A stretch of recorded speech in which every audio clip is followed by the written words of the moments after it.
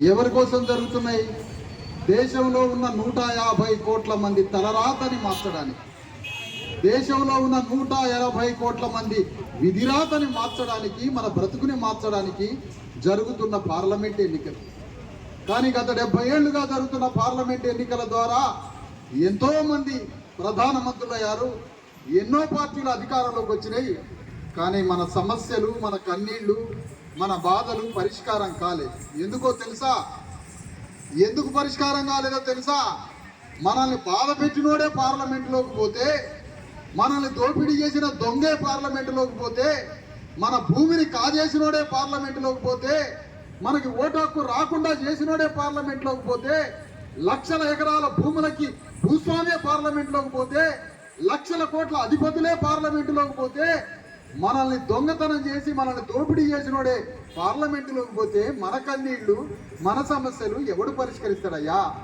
అందుకనే ఇన్నాళ్ల తర్వాత డాక్టర్ అంబేద్కర్ సిద్ధాంతం ప్రకారం, కాన్షీరామ్ ఆలోచన ప్రకారం, పూలే సిద్ధాంతం ప్రకారం ఎవరైతే దోపిడీకి గురైతుందో, ఎవరైతే అగ్రకులాల ఆధిపత్యం కింద నలిగిపోతుండ్రో, అసలు మనమే పార్లమెంటులోకి పోయి మనమే దేశ సింహాసనం మీద కూర్చుంటే మన కన్నీళ్లు, మన సమస్యలు పరిష్కారం అయితే అని మనమే మన అణగారిన వర్గాల తరఫున ఈ అగ్రకుల పార్టీలతో ఢీకొట్టడానికి, రెడ్డి వెలమ రాజ్యాన్ని ఢీకొట్టడానికి ధర్మ సమాజ్ పార్టీ తెలంగాణ భూమిని చీల్చుకొని పుట్టింది అని ఈ సందర్భంగా తెలియజేస్తాము.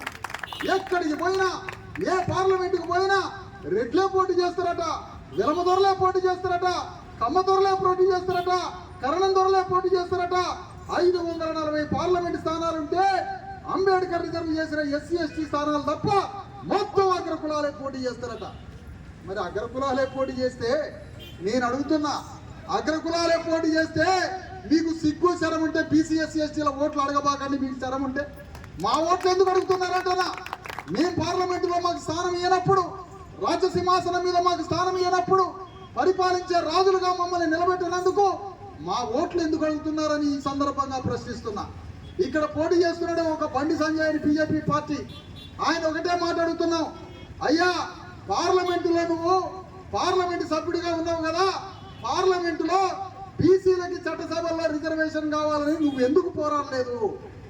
సభల్లో, పార్లమెంటులో, చట్టసభల్లో 50% ఉన్న బీసీలకి చట్టసభల్లో రిజర్వేషన్ కావాలని బీసీల కోసం నువ్వు ఎందుకు పోరాడలేదు? నువ్వు బీసీ అని ఎట్లా చెప్పుకుంటావు? పార్లమెంటు సభ్యుడిగా నీకు ఏ విధంగా అర్హత ఉంటుందని ఈ సందర్భంగా అడుగుతా ఉన్నా. అదే రకంగా కులగణన చట్టం మీద ఎన్ని కులాలు ఉన్నాయి ఈ దేశంలో? గొల్లోళ్ళు ఎట్లా బతుకుతాండ్రు, ముదిరాజులు ఎట్లా బతుకుతాండ్రు, సాగల మందుల ఎట్లా బతుకుతాండ్రు, నాయి బ్రాహ్మణులు ఎట్లా బతుకుతాండ్రు? అన్ని అణగారిన కులాలు మనకు బర్రె ఉన్నదా, గొర్రె ఉన్నదా, భూమి ఉన్నదా, సంపద ఉన్నదా, పిల్లలు ఏం చదువుతాండ్రు, ఆస్తి ఉన్నదా అని కులగణన చేయమని ఎప్పుడో పార్లమెంటులో అంబేద్కర్ చెప్పిండే. మరి ఆ చట్టం కోసం ఈ బీజేపీ పార్టీ ఎందుకు పోరాటం చేయట్లేదు? బీజేపీ అయినా, కాంగ్రెస్ అయినా, బీఆర్ఎస్ అయినా 3 పార్టీలు అగ్రవర్ణాల పార్టీలే, అణగారిన వర్గాల పార్టీలు ఈ తెలంగాణ దేశంలో లేవు. అందుకనే అణగారిన వర్గాలే పార్లమెంటులోకి పోయి, అసెంబ్లీలోకి పోయి మనమే చట్టాలను తయారు చేసుకొని మన ఆకలిని, బాధల్ని తీర్చుకోవడానికి మనం ఇవాళ యుద్ధం చేస్తున్నాం. అందుకని ధర్మ సమాజ్ పార్టీ పుట్టింది భారత రాజ్యాంగాన్ని రక్షించడానికి. BJP party, Congress party, BRS party పుట్టినవి భారత రాజ్యాంగాన్ని తగలబెట్టడానికి, భారత రాజ్యాంగాన్ని నాశనం చేయడానికే 3 పార్టీలు పుట్టినాయి. అందుకని ధర్మ సమాజ్ పార్టీకి ఓటేయడం అంటే భారత రాజ్యాంగాన్ని రక్షించడం కోసమే ఓటేయడం. అందుకని ధర్మ సమాజ్ పార్టీ చెప్పుల గుర్తుకి ఓటేయండి, రాజ్యాంగాన్ని రక్షించమని కోరుతా ఉన్నా. మీరు బీఆర్ఎస్ కో, బీజేపీకో, కాంగ్రెస్ కో ఓటేస్తే రాజ్యాంగాన్ని అంతం చేస్తాయి ఈ 3 పార్టీలు.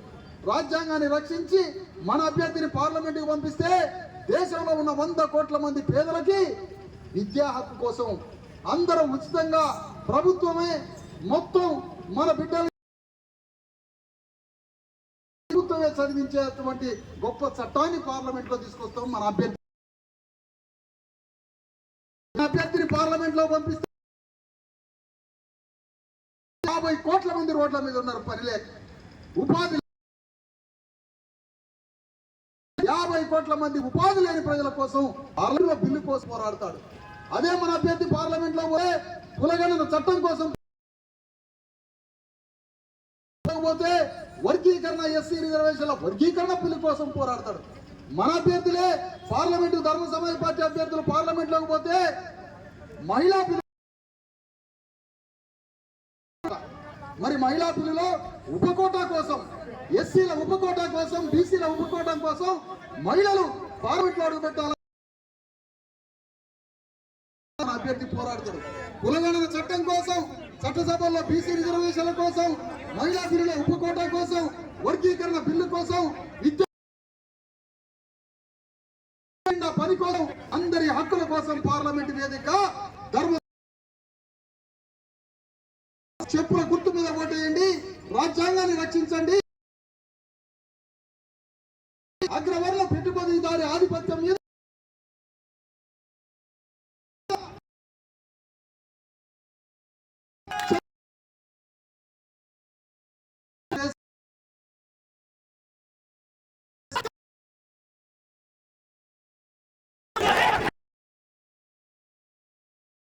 ఎన్నికల్లో భాగంగా కరీంనగర్ పార్లమెంట్ నుండి ధర్మ సమాజ్ పార్టీ